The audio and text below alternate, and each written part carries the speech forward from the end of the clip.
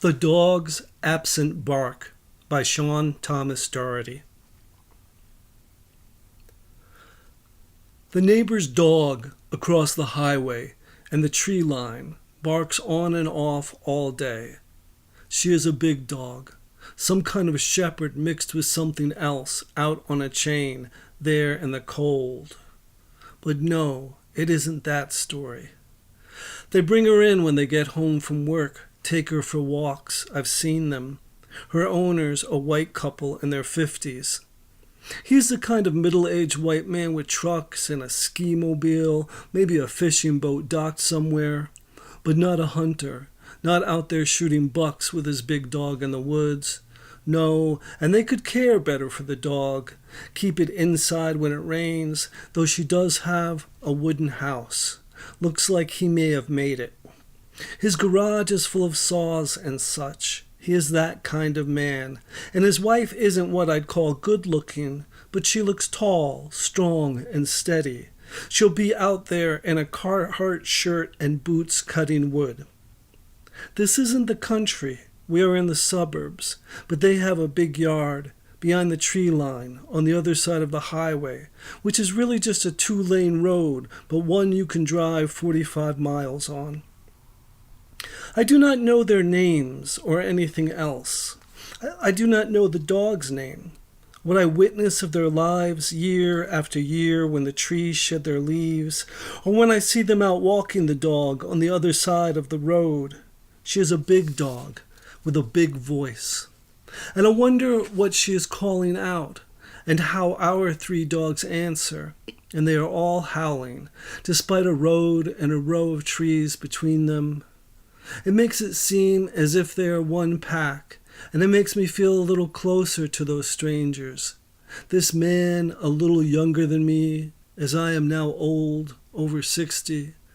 I wonder if we were friends, would he take me on his boat, or maybe to the social club where he drinks, someplace like the Polish Falcons or the Trinity Club. I think he drinks a lot. I see him drinking as he works in his garage. I see him crumple and throw cans. Sometimes I can hear him and his wife fighting through the trees. There are no American flags or thin blue line or NAR stickers on his truck. Nothing you could deduce a thought from. I don't think they go to church. They aren't as redneck as you might suspect.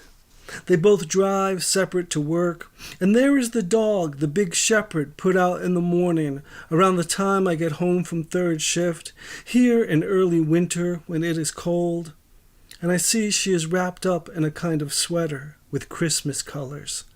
Though she is across the highway, I can deduce, despite the cold, this couple cares in their own way. Though it is so cold, our 3 dogs will barely go outside to piss. I guess some people do what they can. And when the man comes home these days, he goes inside first, before coming outside with a big bowl for the dog. It's been weeks now, though, and they haven't brought her in. Then I saw the woman was gone. I haven't seen her car. And the man goes to work. Then I called the city about the dog. The dog had been out for weeks, I thought. I saw through our kitchen window across the highway and the bare tree line when the city arrived. I couldn't hear, but I know they told the man there was a complaint. I was surprised they took the dog and didn't give a warning. I saw the man talking to the man from the city. Saw he didn't yell, but he seemed to look around as if he was wondering who made the call. My 3 dogs were napping on the couch. The van pulled away with the big dog. The man goes to work every morning now. The woman is gone. The dog is gone. Sometimes very late at night, I see the man through a window in his house. He sits at a table. He might be reading or on a computer. He looks like he might be drinking. I wonder, can he see me across the road and tree line in the dark? My wife calls for me to let the dogs out to pee.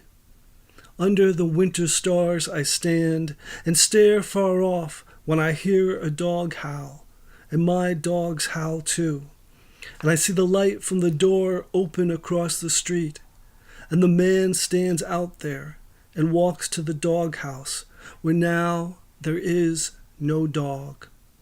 And that is when I saw the man bend in the light from the door and the street light, and bend his back and step inside the empty wooden house and lay down to sleep where his shepherd dog once slept.